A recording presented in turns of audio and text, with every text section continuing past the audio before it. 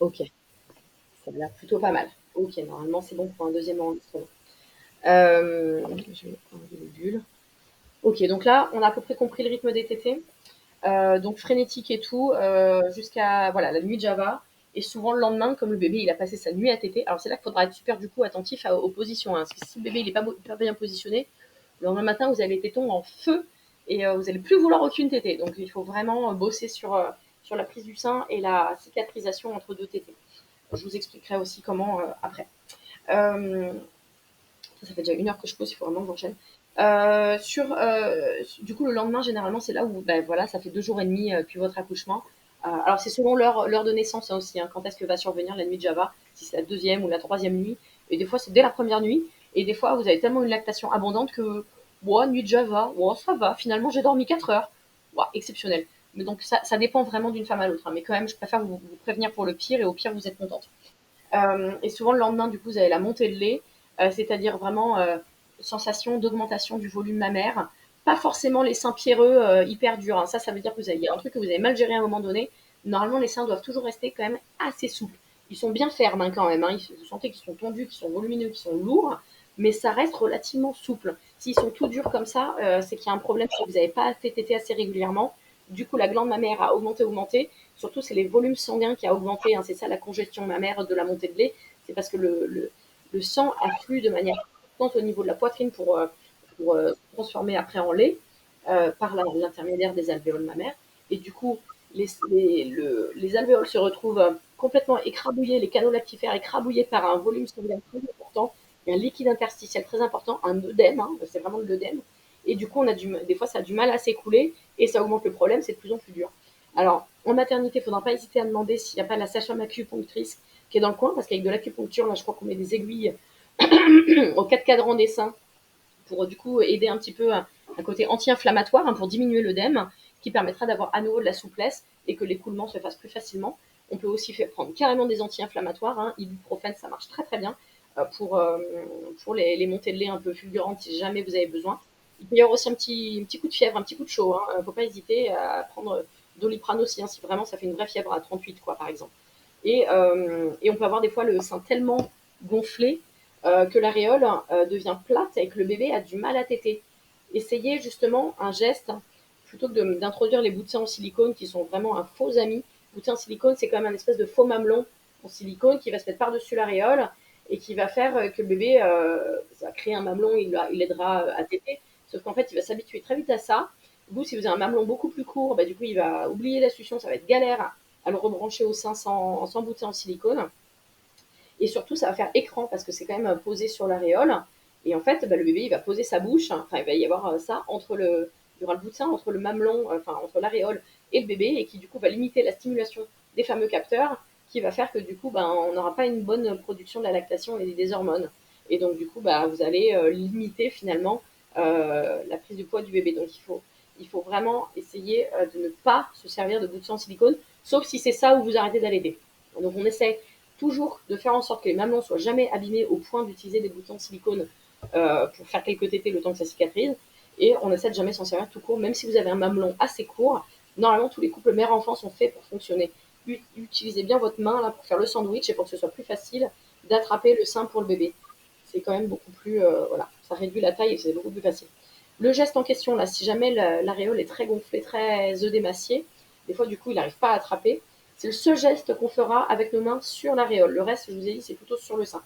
Vous prenez vos 3 doigts centraux là, des 2 mains, et vous mettez de part et d'autre, juste avant la tétée, hein, vous le faites, hein, de part et d'autre du mamelon sur l'aréole, là, comme ça. Il n'y a que le mamelon qui dépasse. Et donc, vous appuyez sur l'aréole délicatement en direction de votre cage thoracique, et ça va chasser l'œdème, comme sur les jambes. Aujourd'hui, je vous avouerai, là, vous voyez que ma tête, mais en bas, je suis en short, avec mes bas de contention tellement que j'en peux plus de la chaleur et de l'œdème. Parce qu'après vous, je fais le cours sur les postures et tout, donc je me suis mis en short. Et ce midi, je vais au resto, donc j'ai pris de quoi me changer et me faire bien. Mais du coup, vous faites là, vous appuyez dessus, vous chassez l'œdème comme sur les jambes. Vous restez 1 minute comme ça. Vous le faites aussi 1 minute comme ça. Du coup, des fois, ça perle, hein, ça goûte. Hein. Il y a du goutte à goutte qui se fait. Vous pouvez récupérer dans une seringue si vous voulez. Là, il faut quelqu'un qui vous aide, du coup.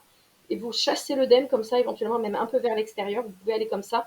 Et juste après, on met le bébé au sein pour que l'aréole soit souple et là qu'il puisse téter. Là, généralement, après cette tétée-là, vous avez quand même un certain soulagement, ça reste souple. Cette sensation de congestion, là, elle va pas durer plus d'une douzaine d'heures, hein, et après, ce sera beaucoup plus souple. Vous allez sentir vraiment le sein, entre guillemets, toujours avec des gros guillemets, qui se vide et qui se remplit à chaque tétée. Okay. Donc le geste à faire. La compression mammaire, là, le geste de compression mammaire, c'est un geste qui est donc, vous avez compris, qui va augmenter le transfert du lait vers le bébé, ça va être beaucoup plus facile. Et je trouve que c'est utile dans le cas où on a un bébé pas de gros poids, quoi, donc genre tous les bébés qui font moins de 3 kilos, pas de gros termes, là, ceux qui sont nés à 37 semaines, 36, 38 semaines, ou même ceux qui sont prématurés, là, c'est important que la tétée soit courte et qu'ils reçoivent beaucoup de lait dans peu de temps. Un bébé, au contraire, qui est de gros poids, il va pas forcément avoir énormément de patience. Donc, on va l'aider à faire la compression mammaire pour recevoir plus de lait plus vite. Parce que des fois, on dit, ah ouais, mais c'est un gros bébé, il faudra des compléments pour lui, c'est normal que machin, qu'il faille des compléments. Non, non, non, on peut très bien allaiter des jumeaux de manière exclusive. On peut très bien allaiter des bébés de plus de 4 kilos de manière exclusive dès la naissance. Il n'y a aucun souci là-dessus. Pareil, j'en suis aussi la preuve. Mon bébé faisait 4 kilos et je l'ai allaité à volonté. Je parle surtout de mon deuxième parce que ma première, j'ai tellement galéré pour beaucoup de choses que mon deuxième, ça a été vraiment une révélation pour beaucoup de choses. Et sinon, je ne serais pas sage-femme, je pense. Et donc, du coup, effectivement, il a repris son poids à J3, enfin, du poids à J3. Il était à J5 à son poids de naissance. Et entre J15 et J20, il avait pris, enfin, J15 et J28, il avait pris 1 kilo sur ces 15 jours-là. Je me suis fait engueuler tellement qu'il avait pris du poids. Parce qu'il avait déjà pris 500 grammes hein, sur les premiers, sur les premières 2 semaines. Donc, je m'étais fait gravement engueuler, mais parce que j'avais compris, et encore, je pense que j'aurais pu faire encore plus, mais j'avais compris qu'il fallait alterner les seins et faire de la compression mammaire et comment mettre le bébé au sein. Mais ça restait compliqué. Hein. J'ai quand même galéré, même sur cet allaitement. Donc du coup, voilà, vraiment téter avec la compression mammaire pour augmenter le débit vers le bébé.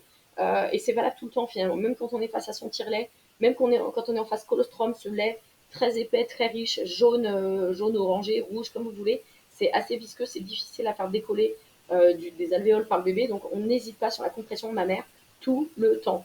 Sauf les seuls moments, c'est quand finalement on a tellement stimulé la lactation qu'on en a trop, que le bébé il s'étouffe si jamais on fait la compression mammaire parce que ça va trop vite pour lui. Mais encore, si on a un bébé avec le mamelon dirigé vers le palais et pas en arrière de la bouche, normalement, il ne devrait pas faire fausse route. Donc même ça, normalement, c'est même pas une excuse.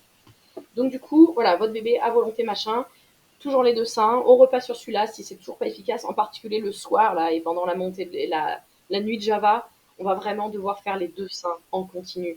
Vous allez avoir l'impression qu'il a été super efficace, il est bien détendu à la fin de la tétée, il fait beaucoup pipi, beaucoup caca, ça a beaucoup augmenté. Vous avez entendu plein de déglutitions, vous le posez tranquillement dans son berceau, vous pensez que vous allez pouvoir dormir, et moins de 10 minutes après, il se réveille et il réclame. Et quand vous le remettez au sein, en plus, il refait plein de déglutitions. Donc ouais, cette nuit de Java, il faut vraiment s'accrocher moralement, mais promis. Plus vous la faites bien, et ben plus il n'y en aura qu'une seule surtout. Donc ça passe assez bien. Et après, franchement, ça va être le bébé, il tète, il se rendort, il tète, il se rendort. Ça va être les vacances. Comme je vous disais, ça va être super simple.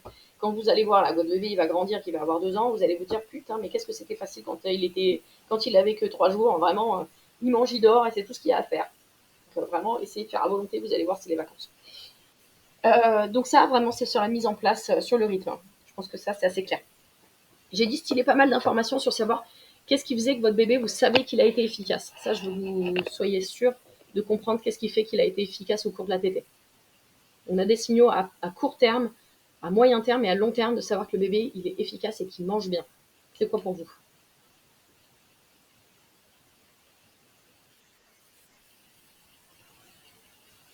C'est Céline, une... Ah, ouais, main ouverte, il est détendu, mais ça va être un signe à moyen terme. Qu'est-ce qui nous fait dire que le bébé, il a été efficace au cours de la tétée? Qu'il tète bien. Il y a plein de réponses possibles, mais il y en a une surtout que j'attends. Mais je l'ai dit en plus, hein. C'est pour voir si vous avez bien retenu les. Parce que ça, c'est pour moi un message tellement clé que je veux que ça vienne de vous.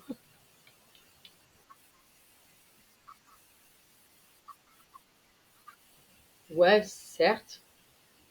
Eh ben, c'est tout con, hein. Mais si vous avez vu et entendu plein de définitions, c'est qu'il a bien bouffé. C'est bête comme chou, mais si vous avez un bébé qui est au sein, des fois on me dit ah mais il a tété 20 minutes de chaque côté, franchement je suis sûre qu'il a bien tété. Ouais, mais si en fait il était 20 minutes de chaque côté, mais que vous avez entendu 3 déglutitions au total, vous pouvez être sûr que le bébé il va vous réclamer 20 minutes après et que sur la balance ça va être pourri. Donc il faut vraiment entendre plein de déglutitions, d'où la compression mammaire pour être sûr d'en avoir. Donc du coup, c'est vraiment vous faites votre compression mammaire. Alors oui, en fait, il y a quand même une petite manière de le faire, hein, pour inciter le bébé à téter par lui-même quand même. On ne fait pas la compression tout à fait en continu. Il fait des suctions actives, on le laisse faire. Et c'est quand il commence à faire des pauses, on relâche. Il reprend, on resserre à nouveau. Il relâche, on relâche. Ok, comme ça lui montre qu'il y a du lait que quand il tète et ça lui fait pas peur non plus, hein. Comme ça, il n'a pas à juste déglutir, ça coule tout seul façon biberon. Non, il faut vraiment qu'il bosse pour se dire, ok, il y a du lait. Donc, c'est là que je vous ai dit, il va faire les petites suctions pour stimuler, et à un moment donné, il y en aura une plus grande, et hop, vous allez voir le menton qui remonte et qui fait une pause, et vous entendez le bruit. S'il y a plein de déglutitions, quasiment toutes les 2 ou 3 suctions, voire même toutes les suctions, quand on est en mode, au moment du réflexe d'éjection, là, au moment où le lait vient d'être sécrété, vous allez avoir plein de déglutitions à la suite, et au fil de la tétée, ça va un peu plus s'espacer. On en aura une déglutition toutes les 2 suctions, puis toutes les 3 suctions, puis etc. Là, on met notre compression mammaire, et quand il y a à nouveau un espacement des déglutitions, on change de sein, et ainsi de suite. Donc ça, du coup, ça va montrer que c'est efficace à court terme. Moyen terme, effectivement, après la tétée, il s'endort, coma lacté, main ouverte, tout mou, enfin même des fois les bras le long du corps, carrément. C'est le bon moment pour lui faire les ongles, hein, parce que il n'est pas tout tendu comme ça, c'est le moment pour aller limer les ongles parce qu'il est tout détendu. C'est le moment où on fait les prises de sang aussi quand on a besoin, hein. C'est au bout de quelques minutes de succion et voilà, qui commence à être un peu plus à satiété, qu'on va pouvoir faire les prises de sang parce que le bébé va se rendre compte de rien, il est complètement anesthésié. Autre signe moyen terme, un peu plus. Alors ça reste un peu du court terme quand même, les mains ouvertes parce que ça va être juste après la tétée.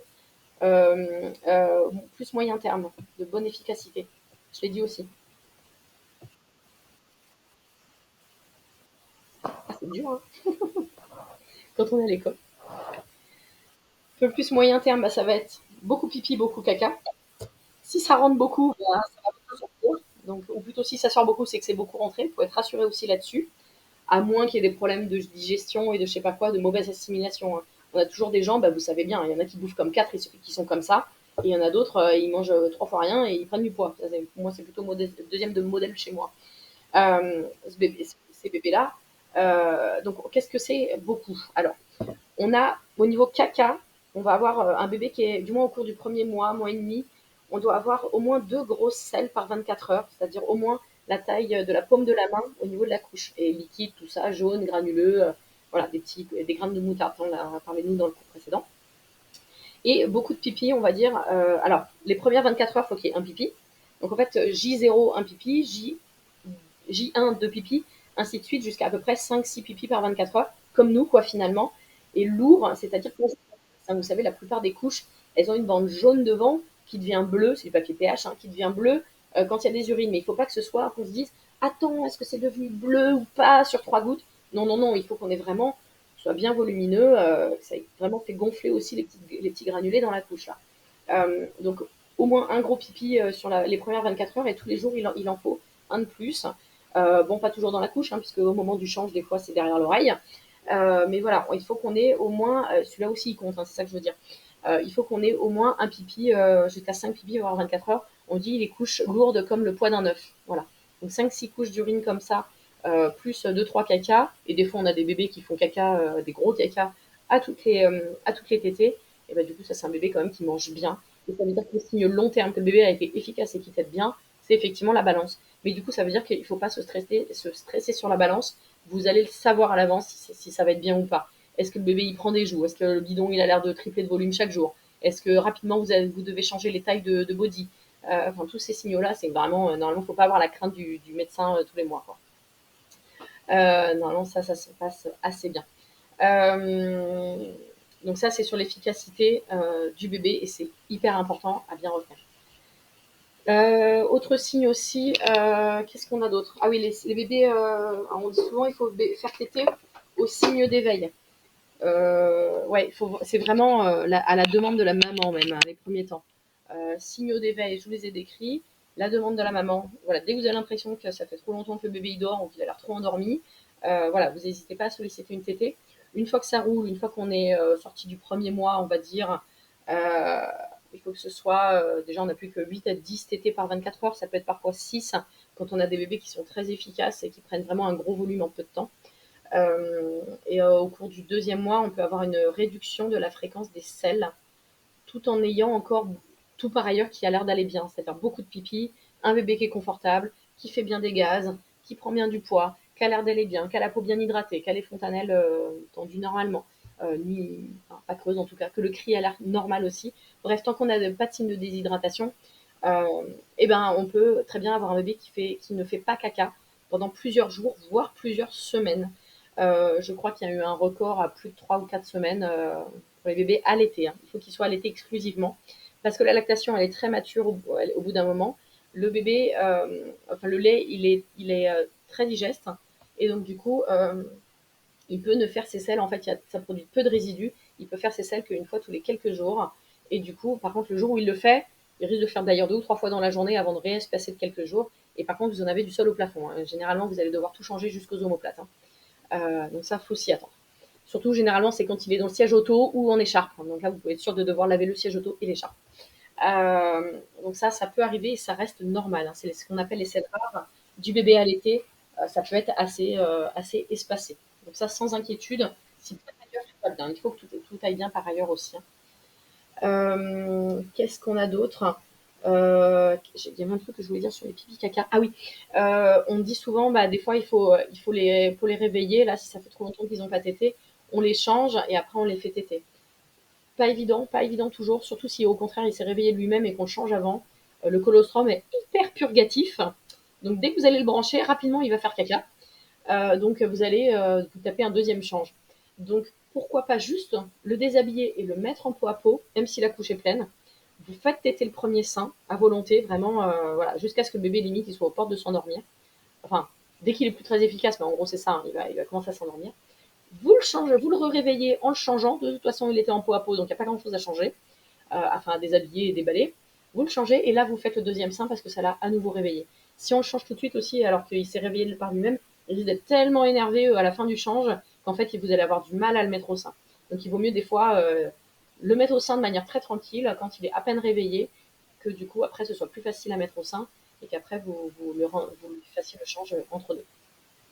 Donc comme je disais, tété au signe d'éveil au départ, entre 1 mois et 6 mois, 8 mois, on peut dire tété à la demande. Dès que le bébé y réclame, on donne sans restriction, open bar. En été, il faut s'attendre à ce que les bébés réclament beaucoup plus souvent, mais de manière beaucoup plus courte.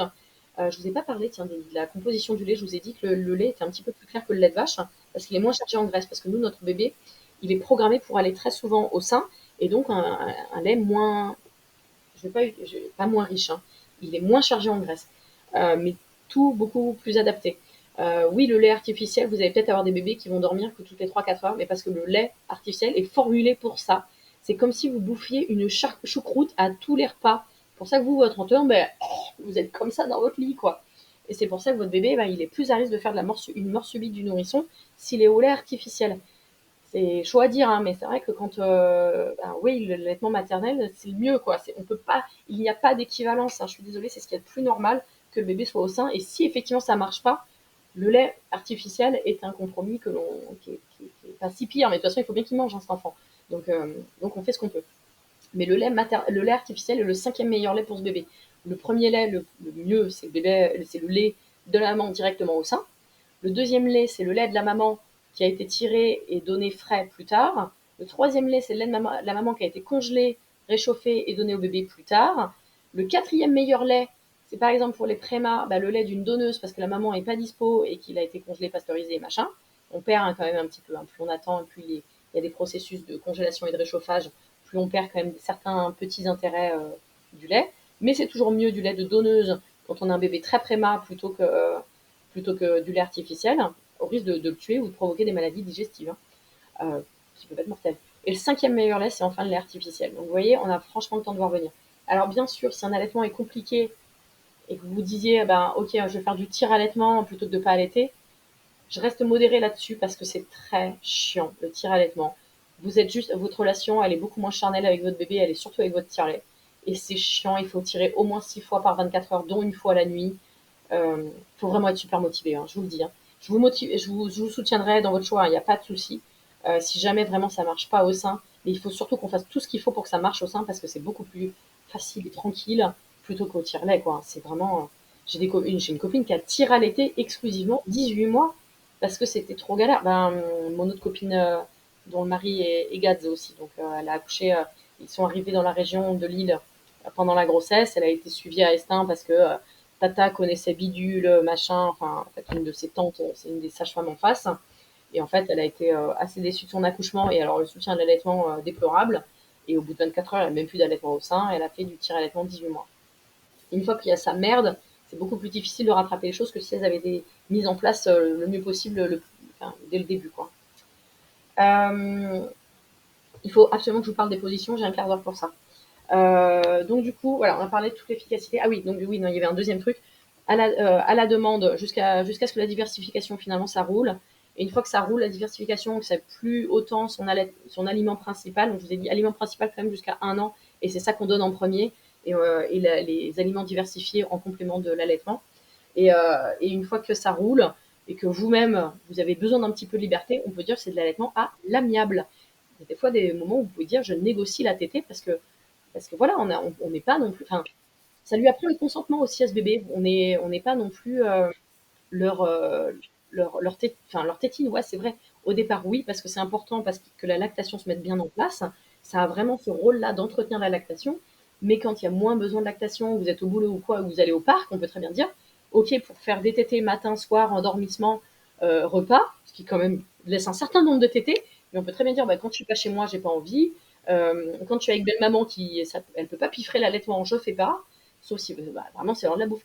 Et en fait, c'est vous qui êtes dans le. Enfin, vous avez raison, ça reste de la bouffe. Hein, c'est pas un sein, c'est nourricier à la base. Si les hommes ils aiment les gros seins, c'est bien parce qu'il y a une certaine programmation à se dire c'est nourricier c'est la survie de l'espèce qui est en jeu. Alors, il n'y a aucun souci à allaiter des bébés avec une toute petite poitrine, comme je vous ai dit tout à l'heure, ma copine. Comme je vous ai dit, moi aussi, il n'y a eu aucun souci. Mon bébé, je vous ai dit, il a pris 1 kg, je sais plus, 1 kg, entre 1 kg 2 et 1 kg 5 le premier mois, sans souci, alors que hors grossesse, je suis du 85 petit B ou 90 petit A et que voilà, en max de ma montée de lait, je suis à 95 B, quoi. Hein. Et aucun souci pour que, voilà. Au contraire, les petites poitrines ont tendance à produire du coup très très vite pour compenser le peu de volume. Donc, on a tendance à avoir une bonne lactation. Et pour autant, hein, c'est pas parce que j'avais des petits seins que j'avais une faible capacité de stockage. Je pense que j'avais cette fois-ci bien compris comment on faisait pour allaiter parce que mon fils, autant, je me suis fait engueuler hein, quand à 1 mois il pesait déjà 6 kilos. On m'a dit, mais vous êtes sûr, il va falloir peut-être lui donner moins le sein. Franchement, je pouvais pas faire moins. Il tétait toutes les 3 à 4 heures, de jour comme de nuit, et il tétait 15-20 minutes à peine. Je pouvais pas réduire la durée des tétés non plus, hein, clairement. De toute façon, je comptais pas le faire. Hein. Mais en vrai de vrai, je ne pouvais pas faire moins que ça. Et après, bien sûr que voilà, ça s'est passé. Bon, c'était un beau bébé. Hein. C'est sûr qu'à 2 mois, on avait l'impression qu'il en avait 4. Hein, mais voilà, c'était un beau bébé. Mais vaut mieux ça fait plaisir à voir plutôt que pitié. Hein. Et il n'y a pas de risque d'obésité tant que le bébé est en allaitement exclusif. Hein, vraiment. Hein, parce que c'est lui qui gère sa quantité. Hein. Il ne peut jamais mourir. Alors, les positions. Donc, moi, ce que je vous ai montré, c'était surtout la Madone inversée, qui est une super position pour l'apprentissage. À nouveau, je vais basculer un peu plus comme ça. Voilà, pour l'apprentissage du sein, c'est pratique. On a les 2 mains libres, tout ça, c'est facile. Le bébé est contre la maman. En fait, il y a un triangle qui est très important. La position de la maman, la position du bébé, et vraiment ce qui se passe au niveau de la bouche du bébé, la prise du sein. Donc, c'est la prise du sein, je pense que je n'y reviens pas. On l'a très bien vu. La position de la maman, il faut que dans tous les cas, la maman, elle soit très détendue. Parce que si elle est détendue, qu'elle est bien positionnée, qu'il n'y a pas de stress, pas de douleur, elle aura plein d'ocytocine et du coup, on va pouvoir donner plein de lait au bébé. Et la position du bébé, bah, c'est toutes les variations qu'on peut voir. On a tout entendu parler de la Madone. La fameuse Madone, c'est cette position-là, là, où le bébé, on est bien gentiment comme ça. Sauf que le problème de cette position, c'est que, je ne sais pas si on voit, si je me tourne, là, peut-être comme ça, ouais. Le nez, il est quand même vachement enfoui, donc là, ça va. Il est assez enfoui et on a un bébé qui est loin de la maman. Ici, vous voyez, il y a un espace. Toutes les positions que je vais vous montrer, il y a quand même des points communs. C'est-à-dire, bon, certes, la bouche grande ouverte avec le menton dans le sein et le nez dégagé, un bras de chaque côté du sein, et le nombril, on ne devrait pas pouvoir le voir. Le nombril est toujours sur un côté de la maman. Quelque part, quelle que soit la position, il faut toujours que le ventre soit en contact avec la maman, des parties de son corps. Donc du coup, la Madone, bof, bof. Madone inversée, c'est-à-dire qu'au lieu d'être comme ça, oh putain, il y a ma chaise qui se barre en fait. Au lieu d'être comme ça, on inverse juste les bras. Je sais pas si vous voyez la différence. Parce que du coup, on est ici, on est gêné, on a le nez qui est voilà. On a la tête aussi qui est gênée par le bras là. Et du coup, le bébé, il va pas bien prendre le sein. On a souvent des ouvertures de bouche qui sont beaucoup trop limitées dans cette position-là. Donc, Madone inversée, tout de suite, ça change les choses. On a le bébé qui redresse la tête, la nuque qui est dégagée et qui va pouvoir vraiment attraper. Nous, on a au lieu de porter à 2 mains, on porte à une main et on peut du coup faire notre sandwich mammaire pour pouvoir réduire la taille de l'aréole. Donc ça, c'est pratique pour l'apprentissage de vous comme du bébé. Moi, je suis en train de vous coacher, là, je coach les mamans pour que vous, après, vous coachiez les bébés à faire les choses correctement. Et bien sûr, on a les papas, et je suis ravie d'avoir les papas qui soient là aussi aujourd'hui pour avoir justement du coaching.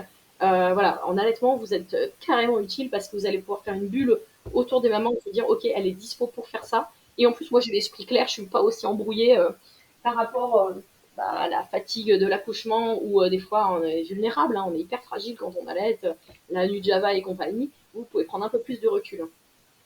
Donc du coup, effectivement, on peut faire notre mise au sein très facilement. Une position qu'on dit qui marche bien aussi, mais je trouve, enfin moi, c'est peut-être que je maîtrise moins cette position-là parce que j'ai réussi à faire beaucoup de choses avec les autres. Euh, Ce qu'on appelle la position biological nurturing, c'est-à-dire position physiologique d'allaitement quand on traduit en français en gros. C'est-à-dire, en fait, c'est finalement la première qu'on devrait faire. Après l'accouchement, on est souvent semi-allongé ou quasiment allongé, là, sur une pile de coussins, et le bébé, il rampe, il rampe, il rampe. Il vient par en bas, finalement. Il n'est pas orienté comme ça, il est plutôt par en bas, plutôt verticalement. Mais c'est pareil, un bras de chaque côté du sein, et il faut vraiment qu'il vienne par en bas, c'est-à-dire pas trop haut, vraiment qu'il vienne avec la tête défléchie, le menton dans le sein, qui vient se refermer avec la bouche entière sur l'aréole. Okay, donc c'est pas toujours très évident aussi, parce qu'en plus, juste après la naissance, souvent, on a les fils de perf, on a tout plein de trucs. Bon, avec moi, il n'y a pas de perf. Hein. Le brassard à tension, il n'est pas là en continu non plus. Je vous en fais une de temps en temps et puis basta. Mais voilà, des fois, en mater, c'est vrai que vous êtes assez gêné par tous ces fils. C'est pas toujours évident. Mais du coup, voilà, on essaie quand même de faire un peu comme ça. Souvent, ça se fait assez bien. Et puis après, on change de ça. Donc, biological nurturing, très bien en peau à peau. Quand on ne sait plus quoi faire le soir, là, quand c'est un peu les tétés en grappe du soir, la nuit de Java, mais en plus court, là, vraiment les soirées merdiques, on va dire. L'open knee bar, et ben, le pot à pot en, en BN, c'est plutôt pas mal. On appelle ça aussi, ouais, du coup, la BN ou la position Netflix ou Transat, parce que du coup, vous êtes comme si vous étiez dans votre canapé tranquille et que le bébé il tête. Une autre position qui est assez chouette pour apprendre, c'est plutôt quand on a eu une césarienne, parce que du coup, le bébé ne sera pas sur le ventre, ou quand on a une très forte poitrine, c'est mettre le bébé en ballon de rugby. Alors, vous, ici, on est une terre à rugby, donc on sait comment les gens portent le ballon. C'est-à-dire sous le bras en courant. C'est vraiment ça. Le bébé doit être sous le bras. À nouveau, on est à une main, à un bras pour soutenir le poids. On est enfin, au niveau de la nuque et pas derrière la tête. Merde, ça sonne. Ah, bon, je les rappellerai parce que là, je peux pas. Hop, voilà, je peux pas. Un bras de chaque côté du sein. À nouveau, il faut que le bébé. Voilà, vous voyez, le nez est dégagé. Hop, je mets mon sein. Je mets le mamelon au niveau du nez. Je stimule. Il ouvre grand et hop, je le fais tout gober. Ok. Et là, à nouveau, le nez est toujours dégagé, même après avoir gobé. D'accord. Donc, il est complètement sous le bras. Et c'est vraiment. Bon, attends, je vais décrocher, je leur dis, je les rappelle dans un quart d'heure. Allô. Oui, excusez-moi, en fait, je suis en cours de préparation à la naissance et je peux vous rappeler dans un quart d'heure. Ok, à tout à l'heure. Hop, voilà. Le secrétaire à destin, je pense qu'ils ont une visite de sortie de maternité à me placer. Euh, du coup, vous voyez, vraiment à une main, on fait notre sandwich aussi, soit par là, soit par là. Enfin bref, on est très à l'aise pour faire la compression mammaire. Et après, on met une pile de coussins ici pour soutenir le bébé jusque-là. C'est le bébé, ah oui, ça aussi, je ne l'ai pas dit, c'est vraiment le bébé qui vient à vous, c'est pas vous qui allez vers le bébé. Des fois, je vois en mater, elles sont là en train de vous. Il y a les bébés qui sont installés sur les coussins d'allaitement, ils sont à 4 km de la maman, et ils tirent le mamelon vers le bébé. Non, non, non. Oubliez ce coussin d'allaitement. Au pire, vous l'enlevez, vous branchez votre bébé et après vous mettez le coussin là où c'est bien pour vous soutenir. Et on soutient en fait les bras de la maman et c'est pas le bébé qu'on soutient. En fait, souvent on vous met les coussins d'allaitement devant comme ça en banane, mais en fait on devrait plutôt vous faire un espèce de fauteuil qui soutient les bras en vous le mettant derrière. Vous qui venez faire vos consultations de grossesse ici, vous voyez bien à chaque fois là il y a le coussin, les coussins de positionnement, ils sont derrière vous là comme ça sur la table d'examen et ça vous soutient. Et ben c'est pareil, vous mettez le coussin à cet endroit-là aussi derrière vous. Ok. Donc ça, ballon de rugby, position qui est pas mal. Voilà, aussi pour l'apprentissage, c'est bien ce qu'on fait. Ok. Et une dernière qui est géniale aussi, ça c'est les positions principales, les plus connues. Une autre qui est très bien, c'est pour la nuit. Là, je pense qu'il faut que je retourne la caméra pour vous montrer ça, mais je sais plus comment on fait ça. L'autre coup, j'ai pas réussi. L'autre coup, je m'en sortais pas. Faudrait que je me mette sur les tapis en fait. Ah si, c'est là. Attends, c'est sur le mode de caméra, arrière-plan, inverser ma vidéo. Oula, il n'y a que ça dans le menu. Ah, aperçu non disponible, là peut-être. Est-ce que j'arrive à changer de caméra? Non.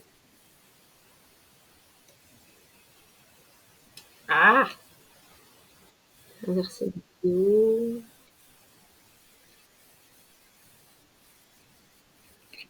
Je vais pas y arriver. Flûte. C'est elle, elle était allongée de côté. Bon, alors je vais devoir vous montrer là, comme ça, sur ma chaîne. Donc vraiment, on est complètement allongé sur le flanc.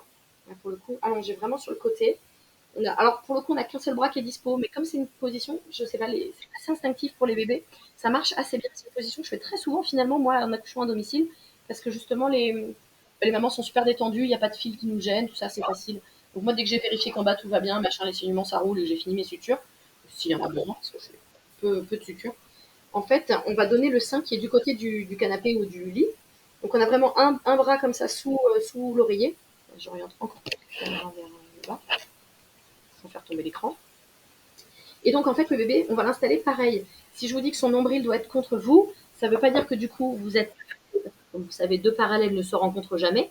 Il faut que vous soyez, voilà, s'il colle votre nombril à vous, vous allez former un peu une sorte de V. Ça veut dire que du coup, au niveau de la tête, il va pouvoir vraiment regarder vers le haut et attraper le sein par en bas. Je ne sais pas si c'est clair, vous allez vous retrouver un petit peu comme ça. Là. Mon bras, du coup, là, on peut dire que c'est votre buste, et vous allez vous retrouver un peu comme ça. Donc le bébé, pareil, il va attraper par le bas, et hop, il va prendre généralement assez facilement, parce qu'il est détendu, justement. Et on va caler un sein, un bras, donc je vous ai dit, un bras de chaque côté du sein.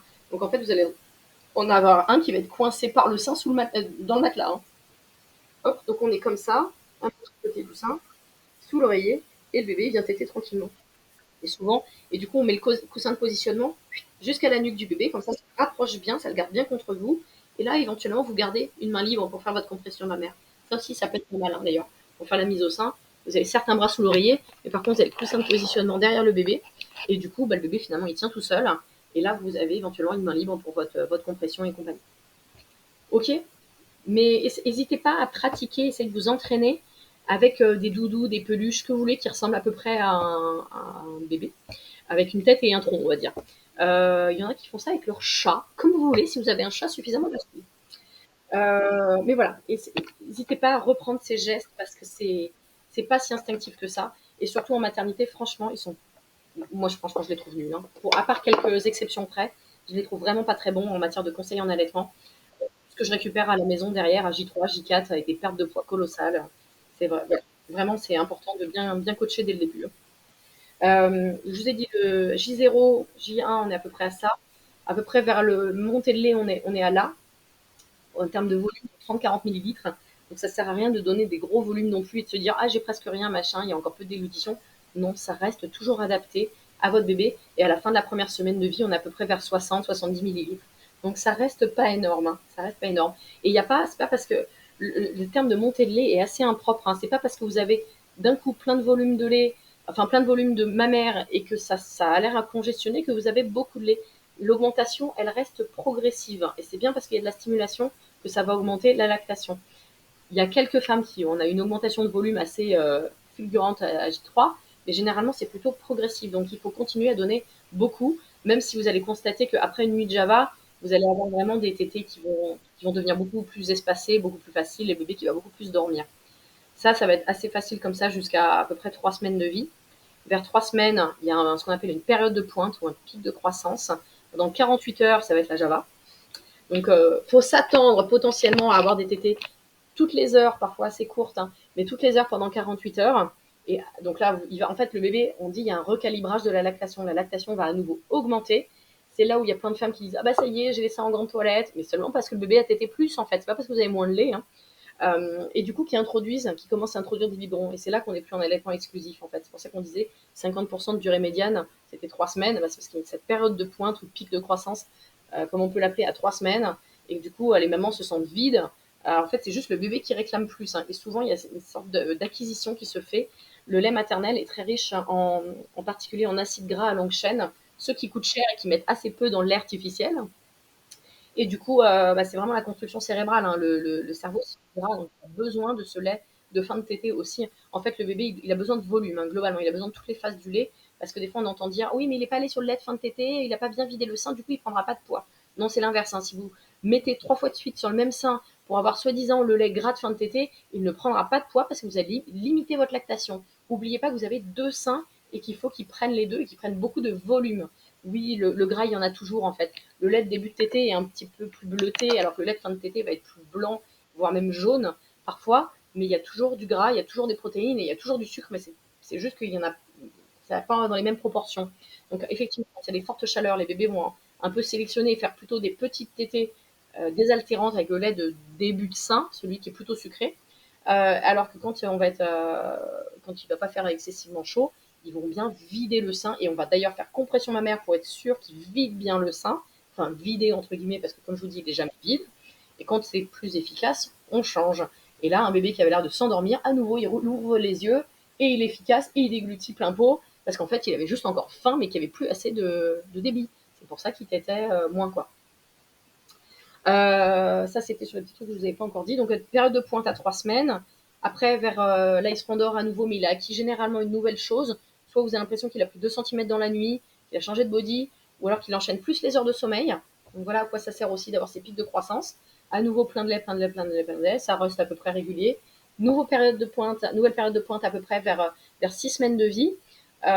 Donc, à nouveau, le branle-bas de combat été toutes les 48 heures. Alors, souvent dans les périodes de pointe, là, entre 3 semaines et 6 semaines, il y en a une qui est plus difficile à vivre que l'autre. Hein. Soit c'est 3 semaines, soit c'est 6 semaines, mais généralement, vous en chiez pas sur les deux.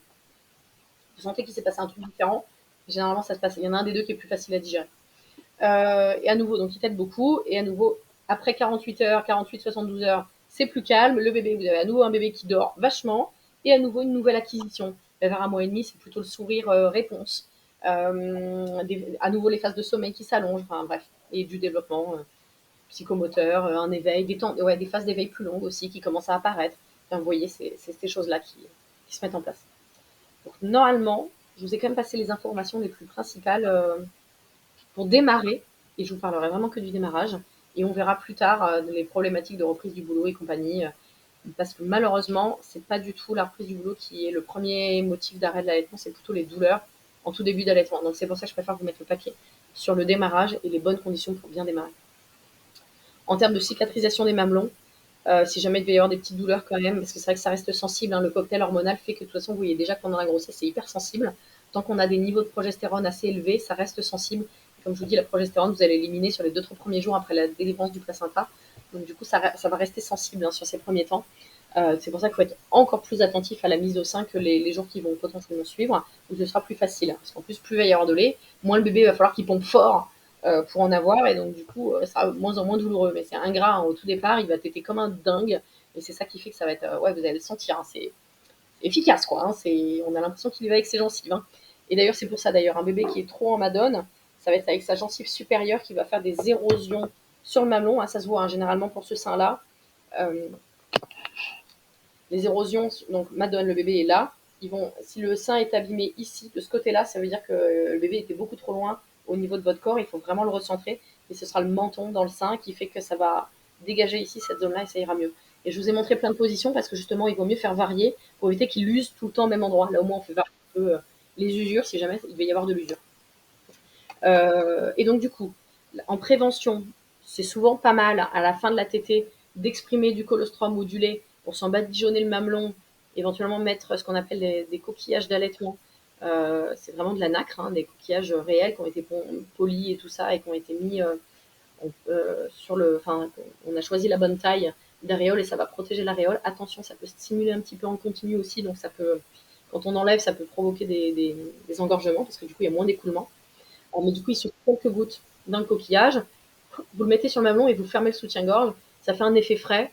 On sent un petit peu naïade qui sort de Tahiti. Là, c'est plutôt cool. Alors que quand on vient d'accoucher, qu'on est en postpartum immédiat, on a les vergetures, le gros bidou, le machin, on saigne de partout, c'est dégueulasse. Ça fait du bien d'avoir un petit peu un truc qui fait qu'on se sent joli. Voilà, donc ça, les coquillages d'allaitement, j'avoue, c'est quelque chose qui est super chouette à se faire offrir. Ça coûte à peu près 25 €. Et on en trouve assez facilement en pharmacie maintenant. Donc ça, coquillage, c'est génial pour la prévention. Une fois que les problèmes sont déjà arrivés, bah, évidemment, on fait revoir la position au sein par quelqu'un qui s'y connaît bien en allaitement, soit les consultantes en lactation. À Estin, c'est Agnès Doru. En libéral, sage-femme, vous avez Marie Pabot sur Clermont. Vous en avez à Thiers, mais du coup, bon, ça nous concerne moins. Et vous avez une puéricultrice, Frédéric Manby, qui puère du coup à la Châtaigneraie, mais qui est aussi consultante en lactation. Donc elle loue des tire-laits et elle fait des consultations de lactation, mais du coup en tant que puère. C'est-à-dire que du coup, elle n'a pas le droit de prescription. Si jamais il fallait prescrire un tire-lait ou je ne sais quoi, il faudra quand même faire appel à moi pour que je puisse vous prescrire certaines choses. J'ai pas le droit à tout non plus, hein. Qu'est-ce que vous avez d'autre? Ouais, désolé, bah, vous avez moi qui suis quand même relativement compétente en allaitement parce que j'ai allaité et parce que je me suis intéressée à la question. Mais il y a beaucoup de sages-femmes qui vont vous dire: ah ben la prise de poids elle est pas bonne, ah ben faut le mettre plus à téter, ou alors ah ben non, il faut vraiment aller jusqu'au bout du lait gras, hein. J'ai une copine, on lui a dit tout le contraire de ce qu'il fallait faire, hein. On lui a dit faut surtout pas changer de sein, faut lui garder sur un seul sein. Bah ouais, mais en fait si vous donnez tout le temps le même et qu'en plus vous espacez les tétés pour que soi-disant le sein soit plus rempli, faut être sûr de limiter la lactation et de limiter la prise de poids encore plus, hein. C'est pour ça qu'il faut vraiment pas se dire j'attends que ce soit plein et que ça a l'air d'être rempli avant de donner le sein, sinon c'est pire. Il faut jamais qu'un sein soit plein d'ailleurs, sinon, hein, parce que c'est désagréable et en plus ça fait limiter la lactation. Donc c'est pour ça qu'il vaut mieux changer les seins et donner très souvent. Bon allez, j'ai assez parlé, je commence à dépasser le timing et j'ai un autre cours qui m'attend derrière et en plus il faut que je rappelle la secrétaire entre temps. Est-ce que ça vous va? Est-ce que ouais, ça vous aide par rapport à ce que vous aviez vécu l'un, enfin non pas l'un et l'autre, juste juste Céline, c'est mieux pour toi?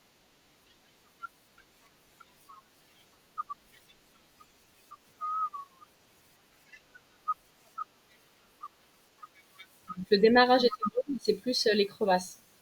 Alors, des crevasses, des infections, des mastites qui arrivent a posteriori, c'est qu'il y a un problème, ouais, c'est qu'il y a une contamination bactérienne. Il faut bien se laver les mains quand même avant de mettre au sein, parce que c'est nous la plupart qui contaminons. Alors à l'époque, on disait ah oui mais le sein il est pas stérile. À l'époque on stérilisait les bibes, hein, puis où on allaitait peu, et donc il fallait passer une compresse d'alcool sur le mamelon avant la tétée. Vous imaginez le truc? La femme elle avait les bouts de sein érodés et en plus il fallait passer de l'alcool dessus. Vous pouvez être sûr qu'elle arrêtait le lendemain, hein. Préparation particulière du mamelon.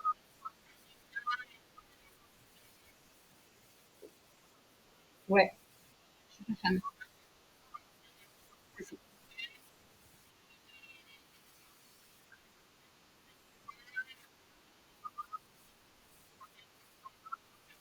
Oui, c'était une mycose.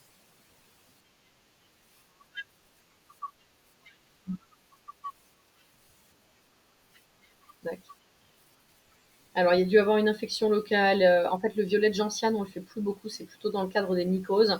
Parce que des douleurs qui arrivent a posteriori, comme ça, on se dit c'est plutôt des mycoses que des crevasses. Mais après, il suffit qu'on ait plus été très attentif, hein, aux mises au sein après le démarrage. Et ben, la crevasse, elle peut arriver n'importe quand. Et surtout, ouais, on refait bien attention. On cicatrise avec notre lait, hein. La cicatrisation en milieu humide, c'est vraiment ce qu'il y a de plus efficace. Si on n'a pas les coquillages, on prend les compresses du bébé qui sont grandes comme ça, là. On les coupe en quatre, un petit carré gros comme ça. On les remplit de lait, on exprime à la main, on remplit de lait, on le met sur le mamelon, film alimentaire étirable, et là on ferme le soutien-gorge pour que ce soit en continu en contact de votre lait. Dans votre lait, il y a des facteurs de croissance épithéliale, donc de cicatrisation, hein, finalement, et plein de choses pour que la cicatrisation se fasse bien. Donc il vaut mieux faire ça. Céline, toi, en tant qu'infirmière, tu dois connaître quand même ces techniques de cicatrisation en milieu humide, tout ce qui est pansement colloïdal et compagnie, c'est ça le principe. Exactement.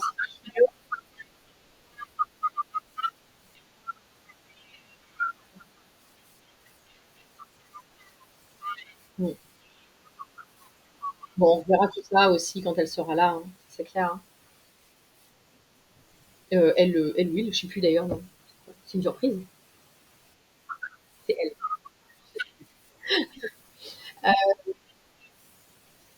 Oui, oui, ouais. Et du coup, on fera bien de la prévention, mais le Lancino là qui vous distribue l'Argamanu en maternité, je suis pas très fan parce que C'est juste du gras, c'est de la graisse de laine de mouton. Il faut vraiment en mettre très très peu. Ça assouplit l'aréole, ça évite qu'elle se dessèche. Mais par contre, ça ne cicatrise en rien du tout. C'est vraiment, ça sera beaucoup mieux avec votre lait à vous. Et en plus, ça favorise les mycoses, hein, parce que du coup, ça reste très enfermé à l'intérieur. C'est tellement graissant que ça fait vraiment barrière. Et du coup, ça peut pas s'aérer, ça favorise les mycoses. Donc vraiment, je suis pas très fan, hein. Une fois que ça roule, vous avez... Et ouais, en se disant plus je vais en mettre. Et puis des fois, il y en a qui cumulent, qui font cataplasme de lait maternel plus Lancino en se disant que ce sera mieux. J'ai fait les deux. Sauf qu'en fait, votre cataplasme ne va pas du tout être efficace parce que vous avez le Lancino dessus qui va mettre 3 douches avant de s'évacuer complètement tellement que c'est collant. Et qui, du coup, vous allez quand même faire écran. Vous n'allez pas pouvoir faire cicatriser avec votre colostrum. Donc, du coup, vraiment, le Lancino, je suis pas fan, hein. Il y a une crème aussi qui est éventuellement pas trop mal. Je vous donnerai des échantillons. Enfin, il y a deux trucs, hein. C'est chez Melicare. Vous avez voilà, c'est le miel stérile qui est préventif, hein, qui vous aide un petit peu. On fait pas mal de cicatrisation à base de miel aussi, hein, quelle que soit la partie du corps. Et si vraiment les crevasses commencent à apparaître, là en curatif, on a le gel cicatrisant qui en fait c'est du miel stérile aussi, avec de l'acide hyaluronique qui est là un des composants facteurs de la peau en fait de régénération. Et ça a plus de sens aussi que le Lancino finalement. Mais ça reste votre lait le meilleur compromis. Je m'arrête là parce qu'à force de causer, ça fait mal à la tête. Et du coup, j'ai un autre cours à assurer dans un quart d'heure. Mais où je cause moins, donc c'est plus facile. Walou walou.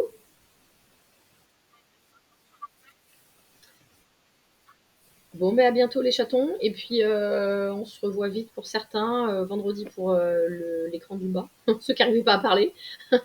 Et je crois que Céline, eh ben, on se revoit peut-être aussi vendredi d'ailleurs. Vendredi, il faut que manger, c'est ça? Ouais, vendredi. Non, ben, je ferai pareil, j'enregistrerai au cas où. Et puis, je mettrai sur YouTube en mode privé. Bon, bah écoutez.